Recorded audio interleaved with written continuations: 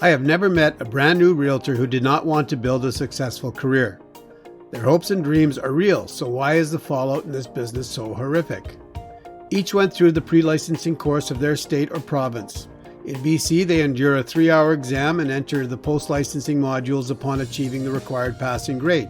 They are excited to finally get licensed and suddenly realize that while the course they took to get here may have taught them much, it didn't necessarily teach them how to be successful.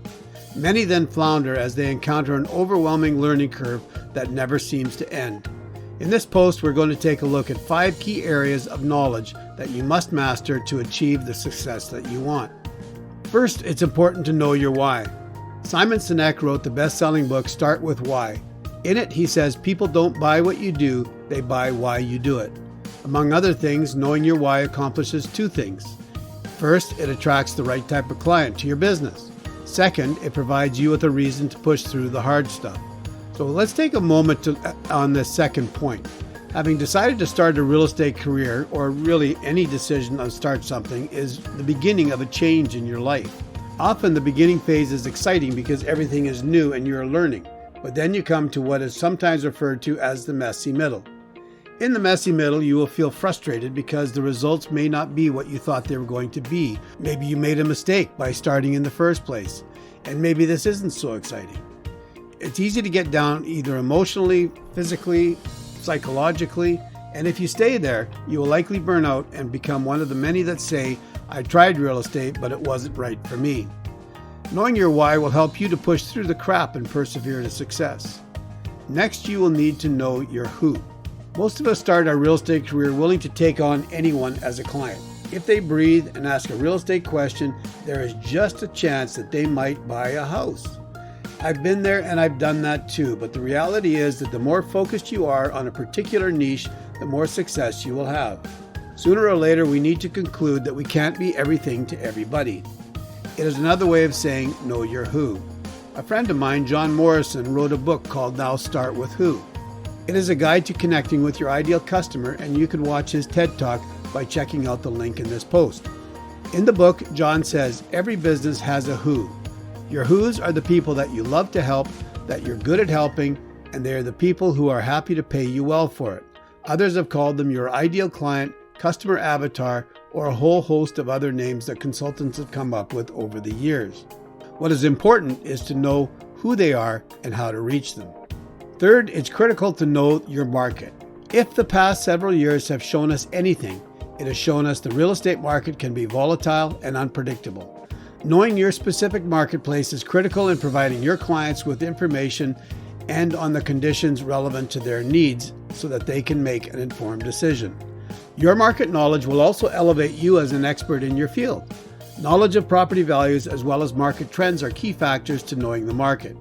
These can be acquired by knowing and understanding key statistical information about the market and also doing a daily review of new listings as well as sales. My favorite statistic to note are my favorite statistics, if you can really have favorite statistics, sales to active listings ratio, days on market, and a review of the housing price index. The housing price index will give you an indication of the direction of the market. Are prices falling? Are they rising? Or are they somewhat flat? Days on market is a good indicator of how long the selling process is going to take, which gives your clients information on how they can better plan their move. And the sales to active listings ratio will indicate whether or not you are in a buyer or a seller's market. Fourth, it's important to know your numbers. When you know your numbers, you're better able to predict your levels of income. For example, did you know that on average you need to have 5 real estate type conversations before you get 1 referral? And did you know that you'd have to have 5 referrals for 1 appointment and likely 4 appointments to make 1 sale? So each sale is equal to contacting and having a real estate type conversation with 100 people. Of course, everyone's numbers will vary and somewhat as you improve your skills, these numbers will improve as well.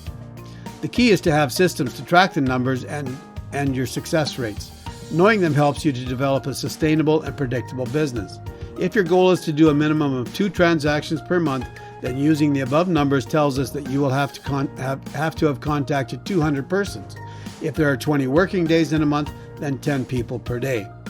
When you apply your average commission for sale and to the formula, you can then predict what your income should be over time. The other numbers that you need to know are the financial ones. First, what are your monthly personal household financial requirements? You have a rent or a mortgage. You have to pay for the heat.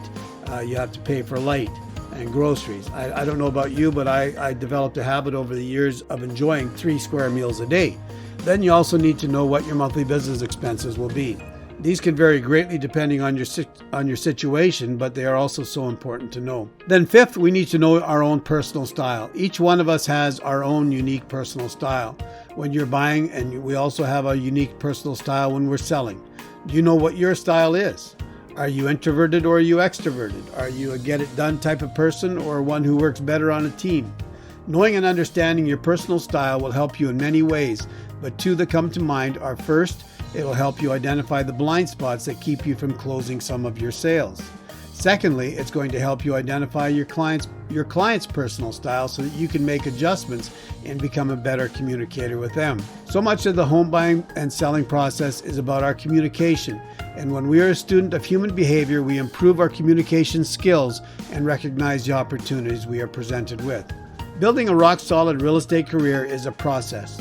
It doesn't happen overnight and likely won't happen unless we are intentional about building it. I hope the above has been a helpful start to your process, and I invite you to check back often, or better yet, subscribe and follow us to get more valuable information on how to grow your real estate career. Thank you for listening.